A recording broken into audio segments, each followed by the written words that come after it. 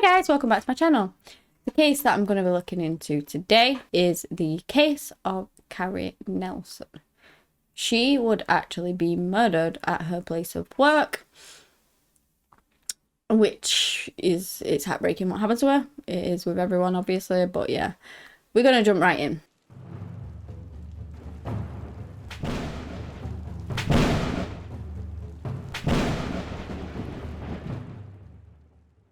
Carrie Nelson was born on the 13th of December 1980 in Laverne, Minnesota. She was absolutely adored. Her parents loved her. She also had a younger sister and so many friends, really. She was kind, loving, empathetic. She always tried to help anyone, especially her family and friends. You know, she would go above and beyond for them to try and do anything she could to help them. After she graduated from their local high school, she went on to go to college in like a neighbor state of North Dakota. And again, she wanted to carry on the theme that was surrounding her life. She wanted to help others and she wanted to become a doctor. So that was her plans, that was her aspiration, and that was what she was going for. Whilst in college studying, she actually met a man who would become her boyfriend, Mike Callan, and eventually they became engaged. So, you know, they were going to get married. They had a planned future together. She was doing a study, she wanted to become a doctor, and not only that, she was also balancing like her college life studying with her work life. She would work part-time at the National Blue Mound State Park. It was like seasonal work, and this was the second year that she had done it, and she loved it. I mean, what is not to love? She gets to work out in a park where everything is just beautiful. See all the nature, see the bison. Oh, amazing. What more can you ask for? That's my kid. But yeah, it was amazing. She loved helping people, so she worked at like the kiosk desk, and would, I don't know, people would pay for the parking tickets there and things like that. And she worked in like the shop and stuff. She did other things as well, but mainly her like main job was working in like the station part of it. She would just generally help people there, like anything that the guests needed, permits, just anything. She'd help them with everything. So 20th of May 2001 was a day, normal day, like any other, which is how these days always start, sadly. Carrie was in work. She was on a shift that started at 8 and was supposed to end at like 3:30. And today was a little bit different because she wasn't alone. She was working with an intern who was called Rebecca. Now, Carrie was training her on her aspects of the job, but Rebecca's main role was not the same as Carrie's. And so she came down for a little bit, was being trained off Carrie, and then she would then return to her station where she was supposed to kind of be working, right? So that was what was going to happen. Now, Rebecca actually lived on this park because her father was the manager and they had a house on the park, which I think's so cool. That's something like amazing. So yeah, she lived really close by as well because she lived in the park. So on her dinner breaks and stuff, she could literally go home to go and get lunch. So anyway, Carrie was training her. Pardon me. And about 1:45, Rebecca goes off. I don't know whether that was kind of a lunch break. She was going to go and grab some lunch, maybe go home for a bit. She did go home for a bit, so I don't know which way around it was. Probably go home for lunch and then go back to her station because that was where she was working in the afternoon, kind of thing. So off she went. Now, she ended up coming back to Carrie's station at 2:30 p.m. and she walked into a scene from a horror movie. She goes through the door and goes up to the desk. Can't find Carrie anywhere. The place looked a bit of a mess.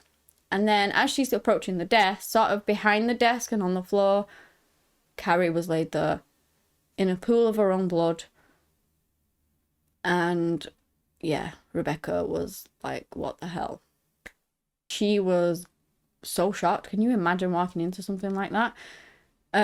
Before she even got the chance to ring the authorities or help Carrie in any way, if that was even possible, the doorbell rang. Like, you know, the dingy thing when you open the door and it goes ding. Yeah, like a bell. A dangly bell, not a ding dong that you press on the door outside when you walk through it and it dings. Yeah, okay, you know what I mean. One of those went off, so she crapped herself thinking, this person's coming back to kill me too. And obviously that's a thought that probably would go through your head after finding something so horrific and just gobsmacking. Nobody ever expects to find somebody lying in the pool of their own blood, especially since she saw her a few hours ago and she was fine. Do you know what I mean? So she was terrified and she legs it straight out of that shop. She goes straight home, tells her parents what had happened. Her mum rings the authorities immediately. Her dad legs it down to the store to see whether he can do anything. Obviously, he's the manager, so off he goes. He turns the sign to closed and locks the door so that nobody comes in, because visitors were coming in and out all the time. He didn't want anyone else to have to see this horrific sight. Rings the ambulance, rings the police, and basically the police actually got 3 phone calls that night, because when the doorbell went off, when the door dinged, it wasn't the person that did this to Carrie coming back. It was actually a park visitor. So they came in to do whatever they were doing, ask for advice, and then they found Carrie on the floor. So they legged it out and they rang the police from the car. It was a woman, I think. So yeah, they got 3 phone calls about Carrie that day. And at this point, sorry, I forgot to mention that the manager actually felt for Carrie's pulse, and sadly she was already deceased. There was nothing that they could do for her. And then obviously rang 911. Now the police arrived. The police arrived and they found a few things. Immediately, there was like a painted rock on the side that said, you know, like welcome or something like that, welcome to the park, a painted big rock. That was gone. And remnants of it were found, like the paint and stuff, or bits of the rock were found around Carrie. And Carrie had died due to blunt force trauma to her head. And so they immediately assumed that that was the murder weapon. They knew that a struggle had ensued because the chair, Carrie's chair, was all over the place. There were a broken pen on the floor. They found a broken watch on the floor. And the watch had actually stopped just after 2 p.m, 2:10, I believe, 2:11, something like that. So it's thought that this watch was the killer's. And basically the watch was still clasped in whatever hole would fit that person's wrist. I believe it just snapped or something along those lines. So there was definitely a struggle that had occurred. The police began interviewing people. They found a letter that she actually wrote inside as well, and that was time-stamped about 2 p.m, so probably she was still alive at that point. She had been seen inside by somebody coming in for a permit, a guest, at 1:52 p.m. So again, it must have happened like after 2, which is why they assume that maybe the time that the watch stopped on was the time that it occurred. So although they assumed that this missing rock was the murder weapon, they couldn't actually confirm that until they found it, which they did. They did eventually find it. It had been tossed in a creek nearby, and it was determined to be the weapon used to kill Carrie. So this seems like an opportunist attack immediately, because whomever did this to her, maybe they didn't actually plan on killing anybody. Maybe they planned on robbing the joint, because $2,000 was missing from the place. The till was emptied, the safe was emptied. So obviously this person was after cash. But maybe they didn't go with the intent on murder. It's thought that Carrie at the time, so this person came in to rob the place, and Carrie was in the toilet or something, that's what it's assumed. And then she comes out and sees this person robbing the place, and she's now seen this person. She is a witness that he or she is doing wrong. And so they force her to open the safe, which she does, and then they get the rock and smash her over the head with it to kill her, because they don't want her to identify them. That is what it was assumed happened, basically. Now, they sent off... They forensically looked over the entire store. They actually found they found a fingerprint on a leaflet. They didn't match that to anyone yet. They found 3 sets of DNA on the watch. 2 were female and 1 was male. But again, they didn't get any matches for that. That was all that they had, and they didn't really have anything else to go on in this case. And sadly, because of this, her case would go cold. So obviously, DNA technology wasn't amazing back then as well. They found no matches on it. They couldn't, I don't even know if they could actually extract it. But as the time goes on and DNA extraction tools and genealogy and all that stuff improves, you know, we're getting more and more of these cases solved. So they finally managed to get these samples off of the watch, send it off for testing. The male and the female, one of the male and females doesn't come back with a match, but they managed to match the other DNA to Carrie. So one of them DNA was hers, and that is now crossed out. They're now looking for a male and female. But they didn't get a match on that, I don't believe, in their DNA database. Now, I actually forgot to mention that a brand of cigarettes was found in this place as well, believed to be the killers. They were Dara Light 100, and I believe that those were only mainly sold in a certain area. So what the police did is they sent off this DNA to that police station to see whether they would get a match, and they did. They got a match of Randy Sweeney. So what do? They go down to Randy's. They knock on the door. His wife actually answers. His wife was called Dawn. She answers and she's like, what's he done now? He was a troublemaker. She was used to the police coming to his door basically, but not normally for things like this.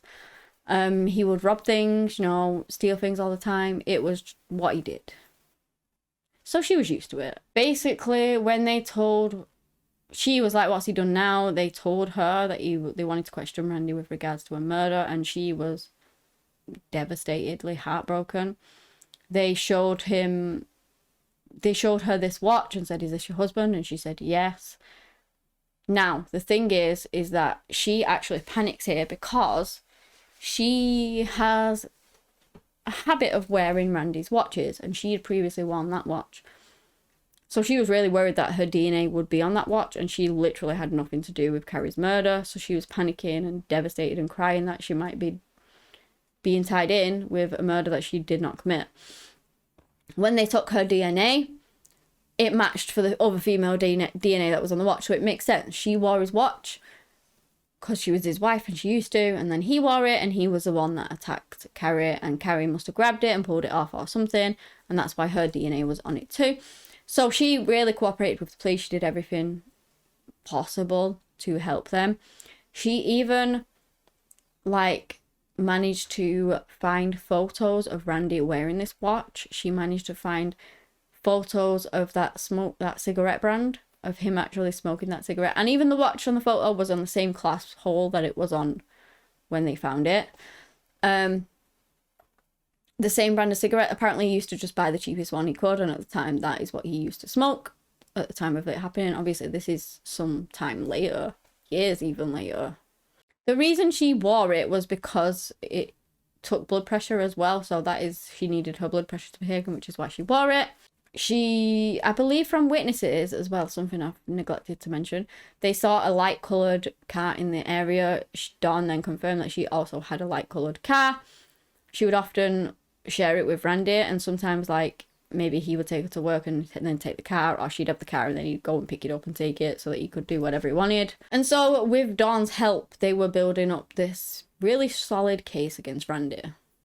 And of course he then went to trial. Dawn testified against him, and they had all the evidence. The police put out the theory, well, the prosecution put out the theory that he was going around, he basically got the car off Dawn, because she had the car that day originally. She was in work, so she had an alibi.